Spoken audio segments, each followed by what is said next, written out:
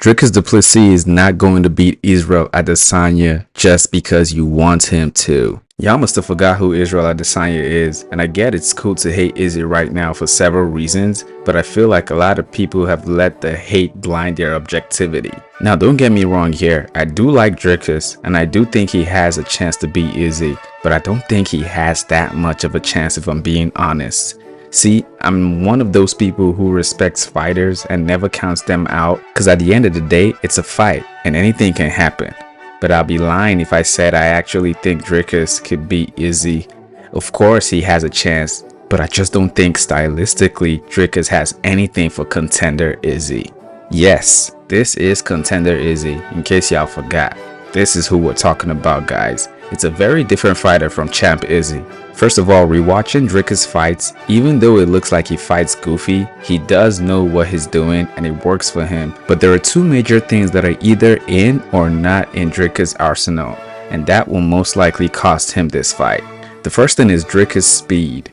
Dricus has decent speed for a middleweight, but he's not the quickest fighter when it comes to throwing his strikes, and I feel like this will play a part because Israel is very good at having constant leg movements throughout his fights.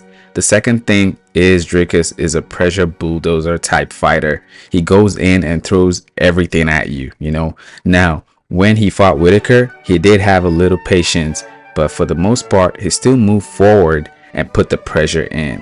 This style is perfect for Izzy, as he is one of the best counter-strikers in the UFC. Israel fighting other counter-strikers makes his fight extremely boring. For example, him versus Yoel Romero. But when you rush into Izzy, he absolutely knows how to take advantage of that situation. Now, Dricus has massive power, and there is a chance he can land a powerful overhand shot on Izzy and cause a reaction. If that happens, Dricus doesn't waste any time going in when he smells blood. But Izzy is a very durable fighter. He has a very good chin, although everyone's chin cracks at some point. So I'm not going to be using chins or very good chins as a, stance anymore. But anyways, it's like the Izzy hate has made everyone forget this man has insane skills. The most active middleweight or champion ever. Arguably the second best middleweight in the UFC ever, and literally the only fighter to defeat Alex Pereira in MMA by knocking him out cold. Like, are y'all tripping or am I tripping? The disrespect on this guy's skill is actually insane. Acting like his resume doesn't exist because you don't like him is one of the dumbest things I've witnessed. Look, Dricus is also a world-class kickboxing and MMA champion and is still undefeated in the UFC. But I'm seeing so many videos about how Dricus is the worst matchup for Izzy, but they never give good reasons or realistic reasons. Like, how is he the worst matchup for Izzy? His power, his wrestling? Izzy has faced several guys with these skills and performs really well. The best examples are his fights against Marvin Vettori and Jan Blachowicz. I may be wrong and I may eat my words, but contender Izzy is going to destroy Dricus, and then y'all will switch up and start calling Dricus trash. Dricus has been counted out until his fight against Whitaker and kept winning. Now his skills are being overhyped against Israel and he will lose, guys. I'm sorry. Okay, maybe not overhyped, but he is being boosted a little bit much. Dricus Du Plessis is proficient in both striking and grappling, making him a versatile competitor in the octagon. Dricus has a background in kickboxing and Brazilian Jiu-Jitsu, which allows him to be effective both on his feet and on the ground. His striking is characterized by powerful punches and kicks, often looking for knockouts, while his grappling involves strong submissions and control on the mat. I'll give him that. Dricus also displays excellent conditioning and resilience, often pressing the pace and maintaining high energy throughout his fights. Israel Adesanya, on the other hand, is renowned for his striking prowess. He prominently employs a kickboxing-based style with a focus on precision, timing, and fluid movement. Adesanya's striking includes a diverse array of kicks, punches, and feints, often using his reach advantage to keep opponents at distance. He excels in counter striking, capitalizing on his opponent's mistakes with quick and accurate strikes. Adesanya's footwork and head movement are exceptional, allowing him to evade attacks and create angles for his own offense. While primarily a striker, he has shown competent takedown defense and the ability to quickly return to his feet if taken down. Now, one thing Dricus has is a good ground and pound game. If he manages to take Izzy to the ground, I am scared about his ground and pound, but I do think Israel has a very good wrestling defense in his arsenal. I feel like I'm the only one on YouTube picking Israel to win, and that's just mad disrespectful. This would be a fun fight though, but it won't be close in my opinion. Maybe either way, honestly. But look, I'm not saying Dricus doesn't have a chance. Like I said, he absolutely does, and I see power and grappling. Izzy has bulked up though nicely for this fight, taking some time, well-deserved time if I might say. He has taken some well-deserved time off, which I think will help him, and has been looking real good in his training. Dricus, on the other hand, his coach is already talking about how they only plan on striking with Izzy, which is just dumb. That, my friends, is a major red flag if he actually sticks to that silly game plan. But hey, if I'm wrong, I'm wrong. This video will either age like milk or age like that sweet fine wine. Now, UFC 305 is a decent card. It's not the best pay-per-view, definitely not worth $85, but hey, it is what it is. Let's break it down real quick. First fight of the night, Stuart Nicole versus Jesus Aguilar. I'm not gonna lie, this is a coin flip. I think Stuart is making his debut, but I did watch a few of his fights and he's actually decent, so I'm gonna go with Nicole to win this fight. The next fight is Song Kanan versus Ricky Glenn. Song Kanan has been up and coming, man. He has decent power. He is coming off a loss though. I do think he's better than Ricky Glenn, so I'm gonna go with Song Kanan in this fight. Next fight, Tom Nolan versus Alex Reyes. Now, Tom Nolan, come on, I'm just gonna go with him. He's better on the feet, he's better on the ground, he's more well-rounded, so that's my pick. Next fight, Jack Jenkins versus Herbert Burns. I'm going with Jack Jenkins, but the reason I'm going with Jack Jenkins is because Herbert Burns literally has not shown me anything.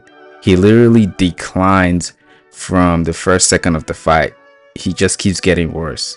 I don't know if anything is going to change in this fight, but I don't see that happening because it never has. So I'm going to go with Jack Jenkins by a decision. Next fight, Casey O'Neill versus Treza Belda. I'm going to go with Casey O'Neill. She's actually ranked, you know, more experienced so far that I've seen. So, but yeah, I'm going with Casey O'Neill for that fight. Next fight, we got Josh Culibao versus Ricardo Ramos. I'm going to go with Josh Culibao, even though he's coming off a 2 losing streak. But the guys he lost to are, you know, they're good fighters. He lost to Leon Murphy and Dan Silva. Now, on the other hand, his opponent is Ricardo Ramos, who is also coming off a loss, 2 losing streaks as well, to people that are good fighters as well. You know, Charles Jourdain and Charles Rosa. But a coin flippy fight, but Josh does have more significant performances so far in his career, so I think he's just gonna, he has that dog in him, so I think he's gonna perform better. Next fight, I'm gonna go with Junior Tafa versus Walter Walker. Junior Tafa is really good. He screwed himself taking a 1 day's notice fight in his last fight and got brutalized by leg kicks, but aside from that, he's been looking pretty good. He's well-rounded. Walker is good. He has decent power, but I think he's way slower than Junior Tafa, so I'm gonna go with Junior Tafa, probably by a KO. Next, we got Li Jiliang, the Leech, versus Carlos Prates. Normally, I would take the Leech. This is gonna be a close fight in my opinion. I kept going back and forth, but Prates has been more active. He's been very impressive in his fights so far in the UFC. He can knock you out anyhow, like anyway, elbows, knees, knuckles, whatever. The Leech has massive power as well. So this is a 50-50 fight, but it's been so long since we saw Li Jiliang fight, so I'm gonna go with Carlos Prates Next fight, the heavyweight big boys, Tai Tuivasa versus Jorginho Rozenstruik. I'm gonna go with Rozenstruik. He is a very, basic 1-2 jab fighter that can keep Tai at distance. But Tai has that knockout power always, but come on. So does Jorginho. Jorginho is a very good counter striker as well, and he does know how to put in the pressure when he needs to. He's actually started doing that more recently. I think he's gonna keep Tai at a distance, and Tai is kind of in a decline right now. But this might be his comeback fight. I'll be happy for him, but I'm gonna go with Jorginho. Next fight, Mateusz Gamrot versus Dan Hooker. I'm gonna go with Mateusz Gamrot. Mateusz Gamrot is a very, very well-rounded fighter, but excellent when it comes to the striking. And when I say excellent when it comes, excellent when it comes to the grappling. Mateusz Gamrot is excellent when it comes to the grappling. Look, he might stink it up the way he stunk up the fight against RDA. All he needs to do is hold Dan Hooker to the cage, to the ground, and just grind it out. He might be able to hold his own on the feet. Now, if Dan Hooker keeps it on the feet throughout, Hooker is gonna win that fight. Hooker will put on his pressure, try to throw everything he has, but I think Gamrot is just more proficient when it comes to the grappling. I think Gamrot's grappling is better than Dan Hooker's striking, so I'm gonna go with Gamrot. Next fight, Kai Kara-France versus Steve Erceg. I'm actually gonna go with Kai Kara-France for this fight. This is another 50-50 fight, and I do want Steve Erceg to win. Actually, I like him. He's a cool guy, humble guy. A lot of people say he got screwed over the fight with Pantoja, but I thought Pantoja won that fight. But anyways, this is gonna be a striking battle, man. A fun fight. I don't see it going the distance at all.